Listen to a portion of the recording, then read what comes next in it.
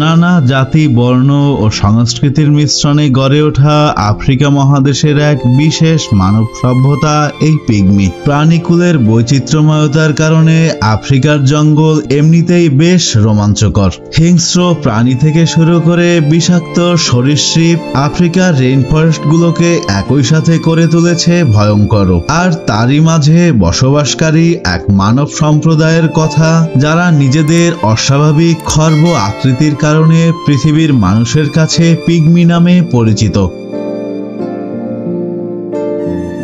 Pygmy শব্দটি এসেছে Greek শব্দ পিগমাওস থেকে, যার অর্থ ছোট আকারের মানুষ। তবে শুধু উচ্চতা নয়, পিগমিদের আলাদা করেছে তাদের অনন্য জীবনধারা, সংস্কৃতি এবং পরিবেশের সাথে অভূতপূর্ণ যোগাযোগ। পিগমিরা মূলত মধ্য আফ্রিকা রেইন ফরেস্টে বাস করে। কঙ্গো, ক্যামেরুন, গ্যাবন, উগান্ডা এসব দেশের গহীন জঙ্গলে ছড়িয়ে আছে এদের বসতি। গড়ে একজন প্রাপ্তবয়স্ক পিগমির উচ্চতা মাত্র 4.5 ফুট থেকে 5 ফুট। তবে ছোট আকার তাদের দুর্বলতা নয়, বরং এটি তাদের অভিযোজনের চূড়ান্ত উদাহরণ। পিগমিদের জীবন প্রকৃতি নির্ভর। তারা মূলত শিকারী সংগ্রাহক জাতি। পুরুষেরা ধনুক, বাণ বা ফাঁদ দিয়ে শিকার করে, আর নারীরা ফল, গাছের ছাল ও ভেষজ ঔষধ সংগ্রহে পারদর্শী। তাদের ধর্মবিশ্বাস প্রকৃতি কেন্দ্রিক। বন তাদের কাছে শুধু আবাস নয়, একজন জীবন্ত আত্মা যাকে সম্মান ও শ্রদ্ধা করতে হয়। তারা বিশ্বাস করে প্রতিটি গাছ, প্রতিটি পশু, এমনকি বাতাসেও বাস করে আত্মা। গান বাজনা, নাচ, গল্প এসবই তাদের জীবনের অংশ।